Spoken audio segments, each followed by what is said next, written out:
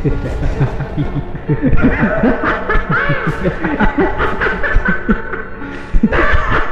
the noise. Stop that noise. Why won't it stop?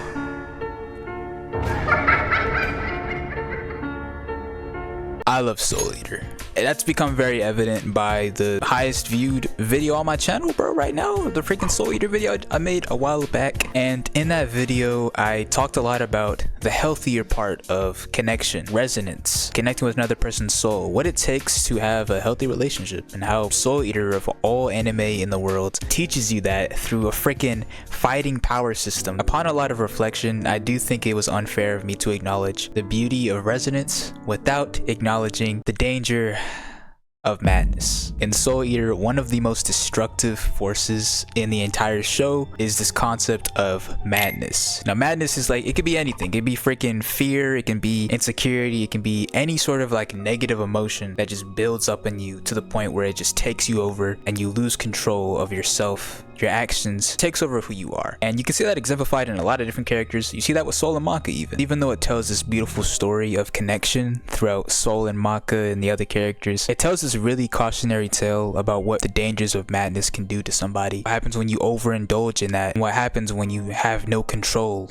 over your own madness. Stein and Medusa, bro. Stein and Medusa, they're both like kind of they're not really, Medusa's not really a teacher figure, but Stein is a teacher at the DWMA, the academy that they do missions at, you know, in the Soul Eater world. And even from his like introduction, he's introduced as a kind of a crazy dude, like I don't think he got brain.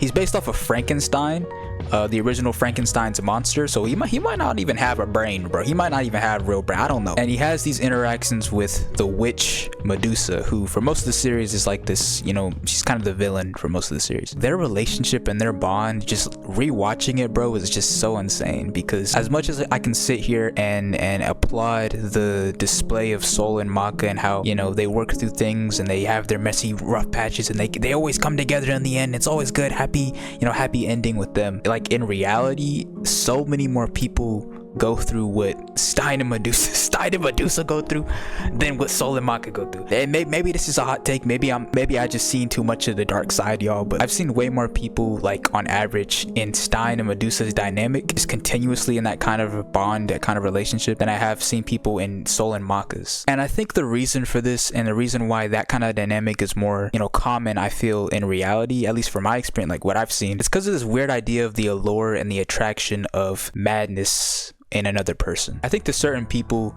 the madness in other people can be very attractive or very alluring because of the fact that their own madness is unregulated or controlling their actions already. I saw it a lot rewatching the series, especially like when Stein was like first having his interactions with Medusa, or when he first found out Medusa was a witch, and then he had that dance at the party, bro. And he came in so confident, like Stein came in so confident, bro, dancing with her, talking about something. Yeah, bro, I know who you are, bro. I found it out. You a snake. You a snake in the school. You getting kicked out. Like we gonna fight. We about to fight right now. Like it was so hard, bro, seeing Stein figure her out, only for the minute that like she starts to put on some moves on him, talking about some, yeah, maybe we could be together, maybe we could, you know, you could come to my side. You see that for a split moment, Stein is genuinely considering it. He's leaving himself very susceptible to being taken over by that. And when I saw that rewatching it, I was like, damn, that's kind of real.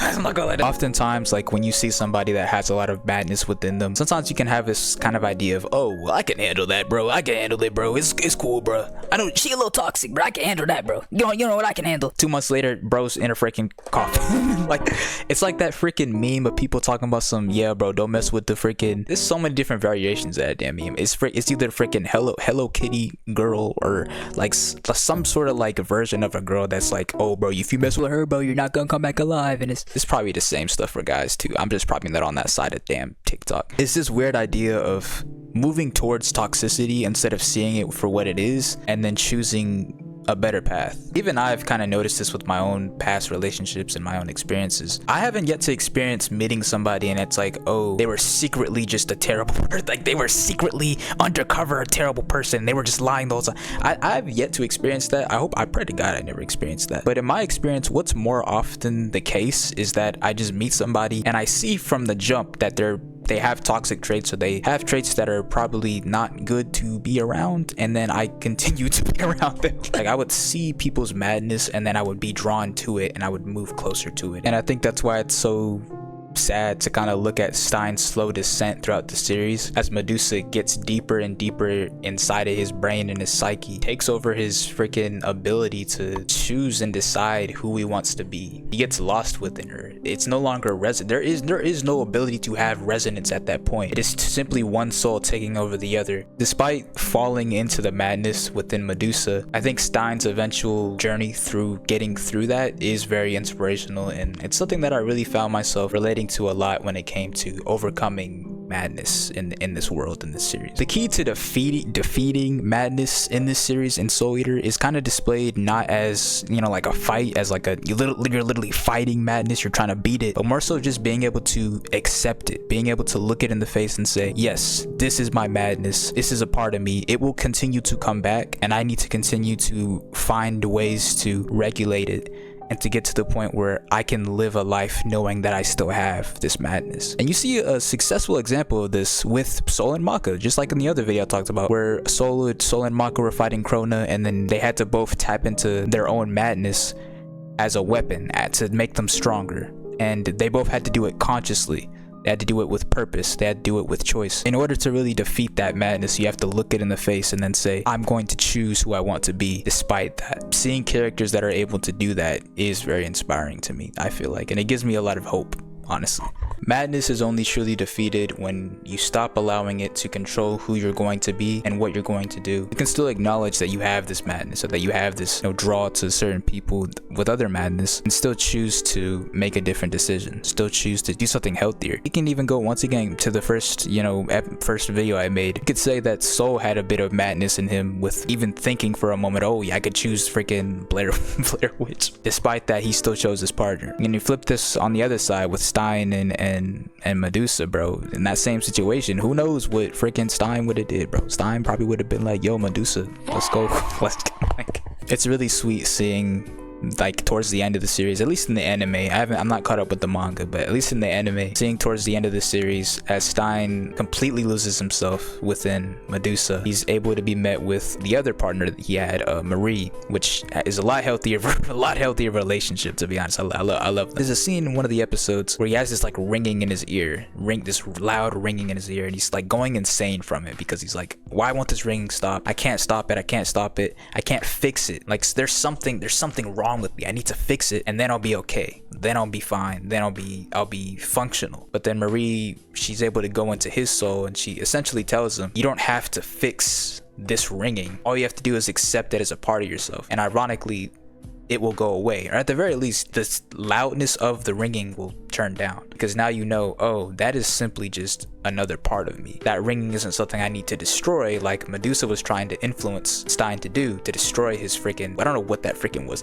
but to destroy it, but rather to simply accept it and to face that, And I think it's a really cool theme of tying self-acceptance into just like all these other feelings, all these other emotions that we tend to have, how those can like be debilitating to having a healthy relationship. For people that like relate more to Stein and Medusa and want to be more like Soul and Maka, I do still think there's obviously hope, and I think the series itself provides hope with Stein and Marie and their connection, and Stein's eventual overcoming of his own madness and accepting that part of himself to become stronger. That's something that you have to kind of fight against every day. There's not like an easy answer to it all, but at least within the series, that first step is just self-acceptance. That first step is looking it in the face and saying, this is a part of me, and I'm not gonna let it take over.